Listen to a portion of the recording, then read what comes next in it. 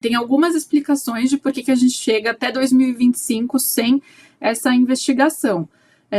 Você vai lembrar, houve o relatório da CPI da Covid, que ficou esquecido lá. O ex-procurador-geral da República, Augusto Aras, não pediu abertura de inquérito com relação ao que foi elaborado pela CPI da Covid, que indicava a necessidade de indiciamento de pessoas em razão da gestão da pandemia no governo Bolsonaro.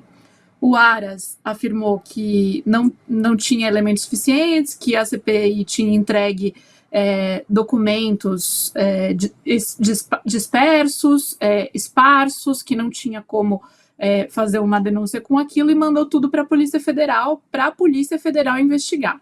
Então, assim, o tempo vai passando. Aí foi para a Polícia Federal, fez a investigação. E aí, isso estava sob relatoria, não era do ministro Flávio Dino no Supremo, mas quando o ministro Flávio Dino entra no Supremo, ele herda processos tanto do gabinete da Rosa Weber como do Barroso, quando Barroso vai para a presidência. E um desses processos é o caso da Covid, né, da gestão da pandemia. E aí houve um pedido da Polícia Federal para, de fato, iniciar a investigação com relação a Bolsonaro e outros envolvidos ali na gestão da pandemia.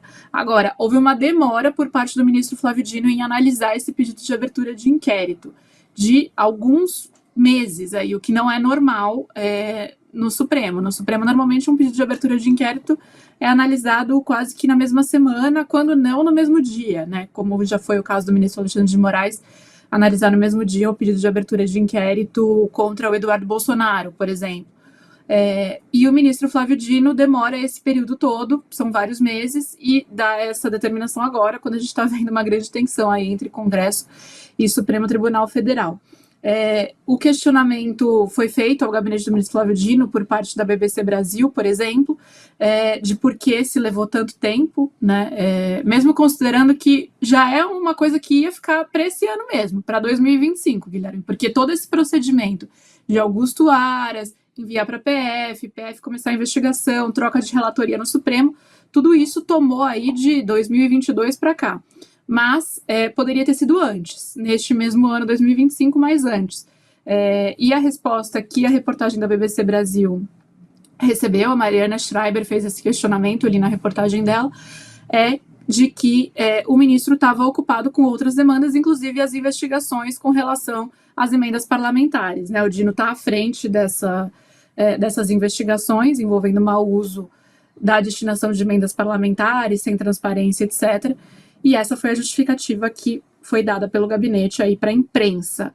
Agora, um momento que coloca mais fogo no parquinho, né?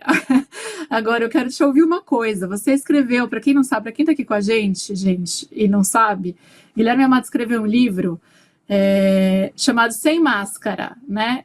O subtítulo, Gui, você me corrige se eu estiver errado, mas é o governo Bolsonaro e a aposta pelo caos, uma coisa assim, que é sobre a gestão da pandemia pelo governo Bolsonaro.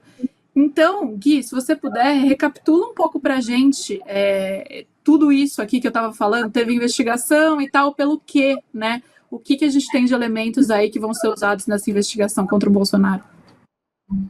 Engraçado que ontem eu presenteei umas pessoas com um livro, coincidentemente, e a gente estava observando isso. Porque o livro documenta o que a gente tende a esquecer, eu acho que até como um subterfúgio para lidar com o quão pesada foi aquela pandemia, né? Mas a gente viveu coisas atrozes por parte daquele governo, né, Bia? A gente tinha, na mesma proporção em que subia o número de mortos, a gente tinha o Bolsonaro mais e mais trabalhando a favor da pandemia, a favor do vírus. Porque cada pessoa que ele desestimulava a usar máscara, a ficar em casa, a não se vacinar, era uma pessoa que estava mais perto da morte. Existem diversos estudos que dizem que, em vez dos 700 mil mortos, a gente talvez tivesse tido 300, 400 mil pessoas, talvez não tivessem morrido no Brasil, se as medidas adotadas, recomendadas pela ciência tivessem sido adotadas. O livro mostra bastidores de como o governo atuou com completo descaso em relação à vacina. A gente só teve a Coronavac graças ao empenho do João Dória, só tivemos depois as vacinas providenciadas pelo governo federal por empenho de outras pessoas que não o Bolsonaro.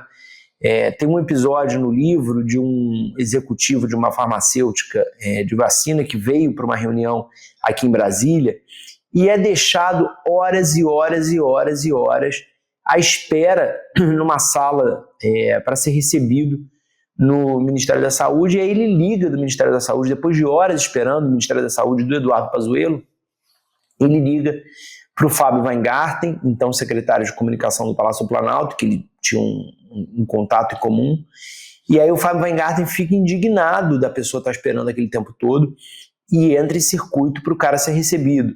E era isso, não era prioridade do governo a vacina, a prioridade do governo era politizar aquela situação já suficientemente ruim, e ali também tinha o germe do golpismo, porque o que o Bolsonaro enxergou na pandemia era a possibilidade de precipitar o caos que faria com que os militares interviessem para repor a ordem pública e ele apresentasse uma solução autoritária.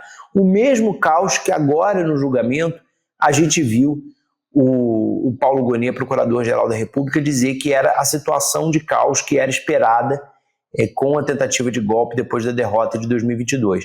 E tem umas curiosidades, né, do livro, né, Bia? Ele abre com Luiz Fux, no dia 6 de setembro de 2021, o livro abre assim, dentro do STF, com medo que os caminhões que estavam na esplanada dos ministérios naquele momento fossem lançados na direção do Supremo e botassem o prédio do Supremo abaixo.